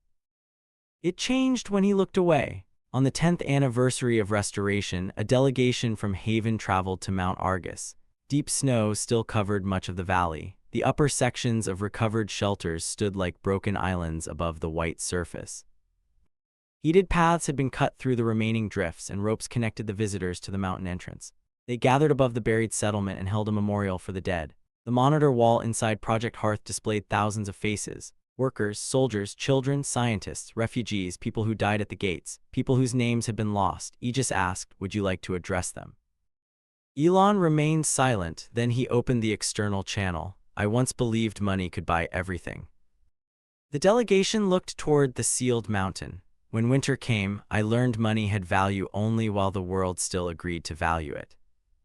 Inside the observation room, a reconstructed copy of the last banknote rested behind glass. "I believed preparation meant never depending on anyone." The screens showed the remaining teams that had activated the anchors. "Preparation kept me alive. Cooperation gave the world a future." Elon looked toward the gate. It remained closed. He did not apologize for surviving. He did not pretend everyone could have been saved. The fortress was built for one man. The cameras moved across Haven, the surviving reactor cities, the recovering ports, and the memorial buried beneath Mount Argus. The future was not. The transmission ended. Snow continued falling over the valley. It was gentler than the killing storms, but the ground remained buried beneath deep white layers. Visitors kept their hands on the guide ropes as they returned to their vehicles. Elon watched from behind the mountain glass. The silence inside Project Hearth was complete. The world still existed outside. For the moment, that was enough. Epilogue: the end has seasons. Later that evening, Elon sat alone in the observation room. The screens that once showed dying cities now displayed farms, ships, schools, roads, forests, animal reserves, and geothermal towns. A cooking robot placed dinner beside him. Grilled fish from the aquaculture level, fresh vegetables, warm bread, fruit grown beneath artificial light, coffee. Outside, the evening sky glowed orange above the recovering valley. Deep snow still covered the ruins of the former settlement. Memorial lights marked the buried shelters beneath it. Robots moved through protected agricultural terraces closer to the mountain. Cattle grazed inside sealed habitats. Drones crossed the sky. No one lived permanently outside the gate. Elon took a bite. Global report. Aegis answered, "Major conflicts remain below intervention thresholds. Agricultural output increased 4%. Ocean circulation continues recovering. Anchor synchronization remains stable. No armies approaching. None. No creature migrations. None within 800 kilometers. No government demanding the fortress. 3 requests were submitted this month. Denied. Automatically. Elon smiled. For once there was no emergency, no army at the gate, no reactor failing, no monster moving beneath snow. No nation firing nuclear weapons into the sky, no countdown. He watched the world while eating good food, warm inside the fortress everyone had once mocked.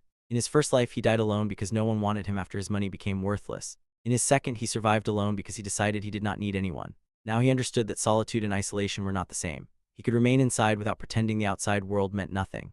Elon lifted his coffee. Every screen flashed red. The cup stopped near his lips. Aegis spoke, warning.